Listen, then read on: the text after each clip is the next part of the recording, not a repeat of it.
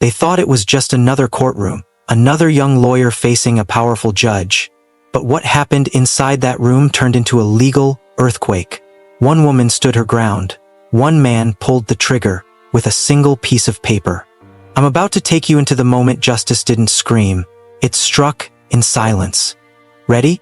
Because once it begins, there's no turning back. It was one of those southern mornings where the heat settled over the city like a wet blanket.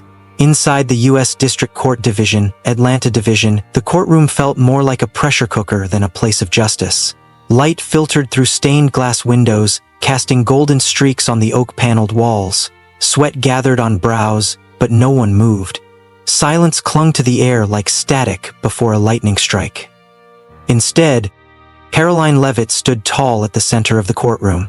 Young, composed, sharp-eyed. She was arguing on behalf of a group of citizens suing the state over unlawful surveillance. Her voice, clear and measured, invoked the Fourth Amendment, calm but relentless, a legal blade cloaked in civility.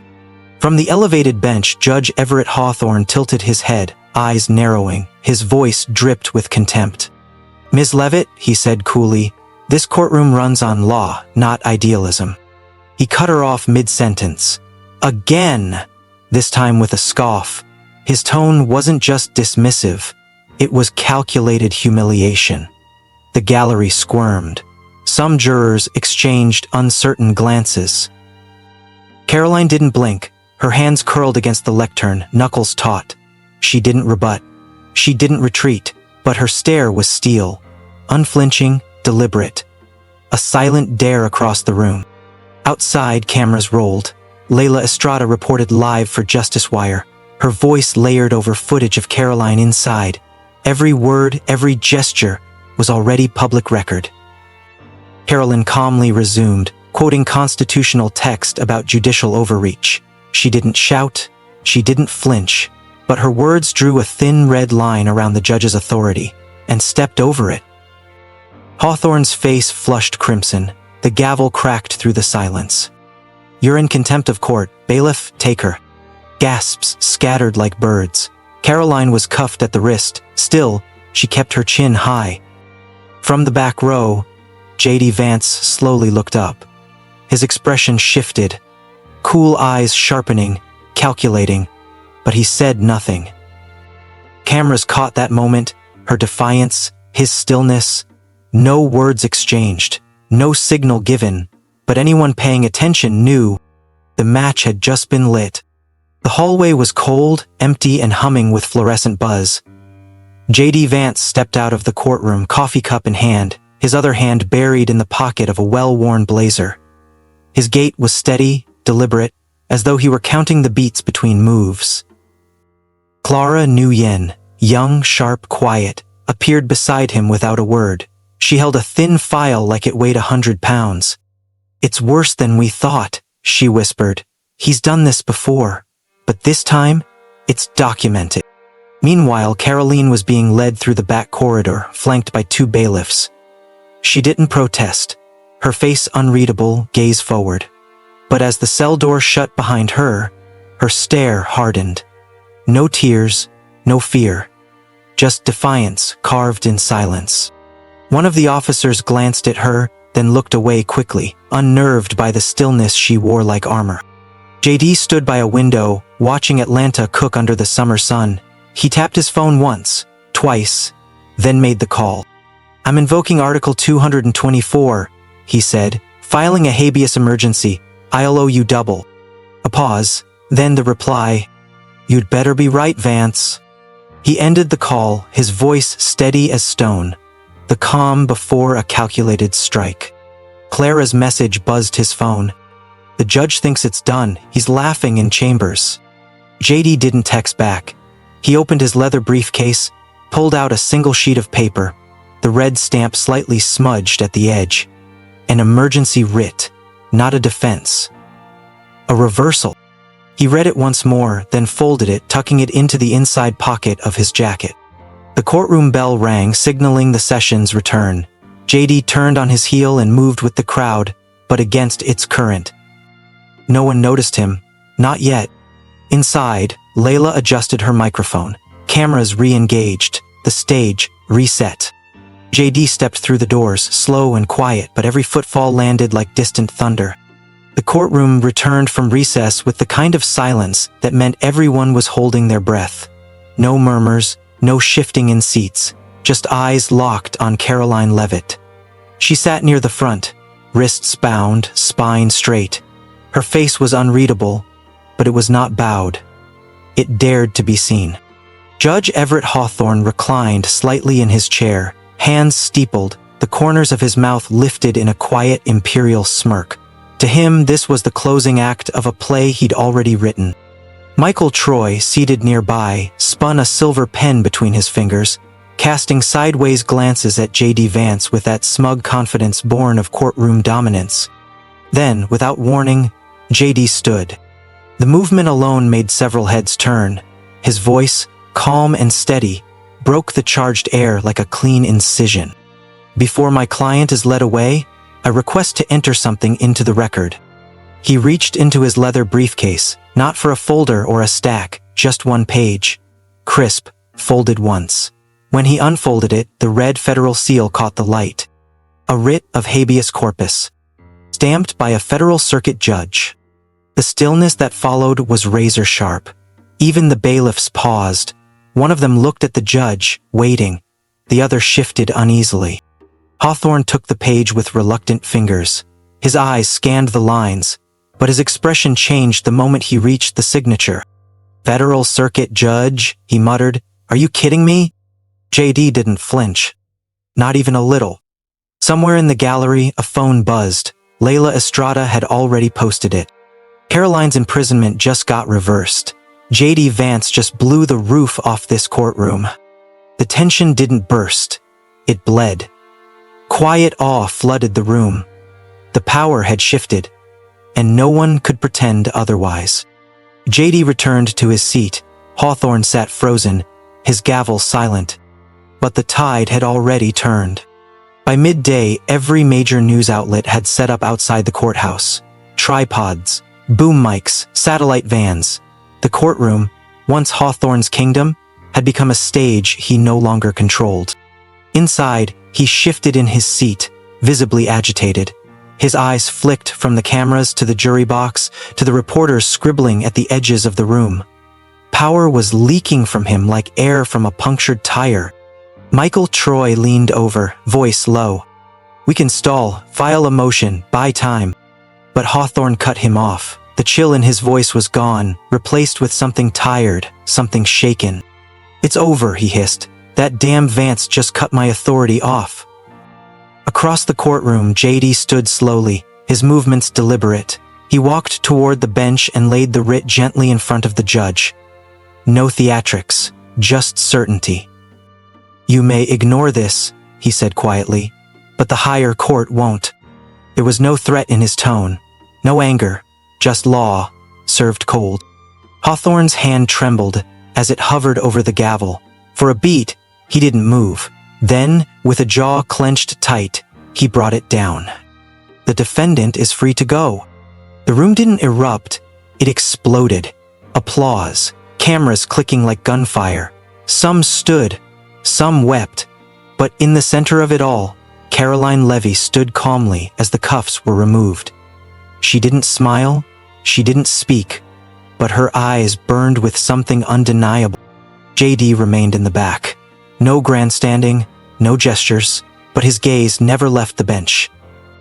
And for the first time all day, Hawthorne looked down, not at a document, not at a lawyer, but in surrender. Justice had spoken. The screen crackled to life. Outside the courthouse, Layla Estrada stood firm in a dark navy suit, her mic gripped tightly in hand. Behind her, the marble steps of the U.S. District Court glistened with late-afternoon sun. Her voice, steady and unsparing, filled living rooms across the country. "Atlanta just witnessed a tectonic shift in the judiciary," she began. "A sitting judge has been publicly overruled, his power dismantled, not by violence or protest, but by a single sheet of paper." Across social media, the impact spread like wildfire. The hashtag Leavitt v. Hawthorne climbed to #1 within 40 minutes. Screens lit up with viral headlines. She stood, he fell. One sentence changed everything, not even a little. Inside the courthouse, however, the energy had shifted into something quieter. Clara Nguyen stood at the clerk's desk, gently stacking papers into a file box. The crowd had thinned, but the silence left behind was reverent. As she reached for the last folder, her eyes met Karoline's across the courtroom. Karoline stood near the far exit, unshackled but not untouched. They exchanged a single nod. No words, no smiles, just a mutual acknowledgement. A bond forged not in whispers or secrets but in truth. Clara's gaze held no admiration, no hero worship, just respect. And Karoline, for a brief second, allowed that to reach her. In the marble hallway just beyond the chamber doors, J.D. Vance leaned against a column, arms crossed. Footsteps echoed, measured, slow. Michael Troy appeared, suit jacket slung over one shoulder, like a man walking away from the battlefield. Not sure who won.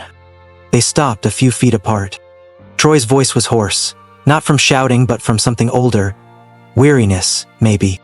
"You just made enemies in the wrong circles," he muttered. JD's reply was calm, almost too quiet to register. "I didn't come here to make friends."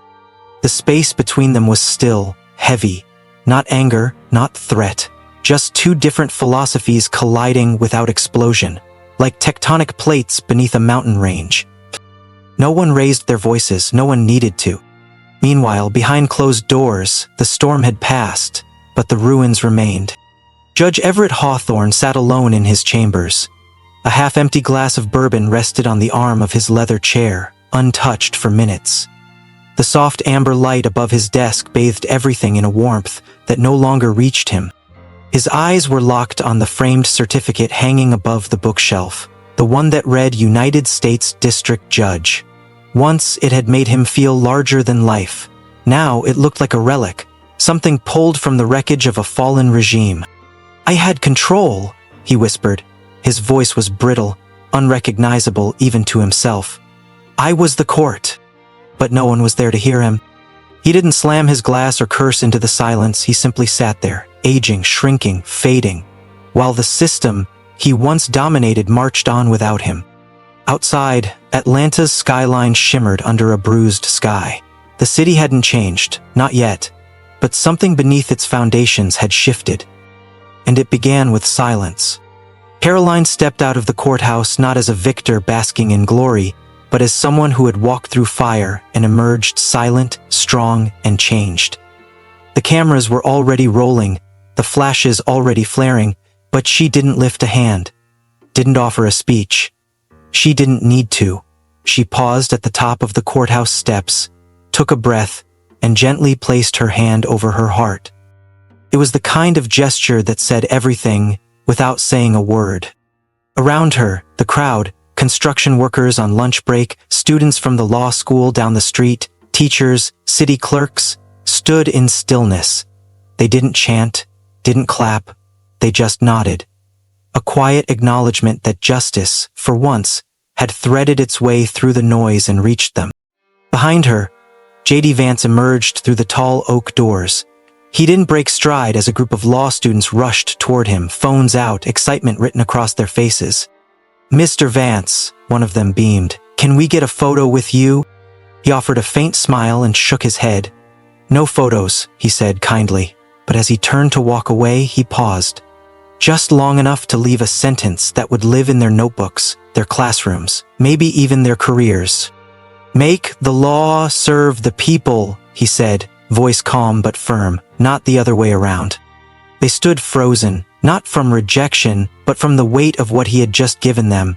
Something more valuable than a selfie. Clarity. Inside the newsroom of Justice Wire, Layla Estrada sat before the camera, her tone steady, her words precise. "Justice didn't roar today," she said, looking straight into the lens. It whispered. But the whole nation heard it. Behind her voice, the screen faded into a montage. An empty courtroom, Karoline's hand over her heart, JD's eyes in the silence, the courtroom steps, wet with rain. And then, quiet. In a corner cafe not far from the courthouse, raindrops traced soft patterns down the windows. Karoline sat alone at a table for two, a steaming cup of tea before her. Her blazer hung loosely over the chair, and for the first time in hours, her body relaxed. Her gaze was calm, distant, but peaceful. The bell above the cafe door jingled. JD walked in, umbrella tucked under one arm. He said nothing as he slid into the seat across from her and took off his coat. No pleasantries, no formalities. Just presence. Karoline looked up, lips curling slightly as she whispered, "You cut it close." JD took a slow sip of his coffee and replied with the faintest smirk. "Right on time." No more words were needed. The camera would have pulled back then, if this had been a movie, framing them in soft light, framed by glass and rain and quiet triumph. Black screen. White text fades in, slow and deliberate. Power doesn't belong to the loudest voice, but to the one who knows when to speak. Sometimes, the loudest truth doesn't roar, it waits, and when the time is right, it speaks with quiet conviction, reshaping everything. Justice isn't always about power or noise, it's about knowing when to stand and how. If this story moved you, let us know your thoughts below. Don't forget to like, subscribe, and stay with us for more powerful moments that matter.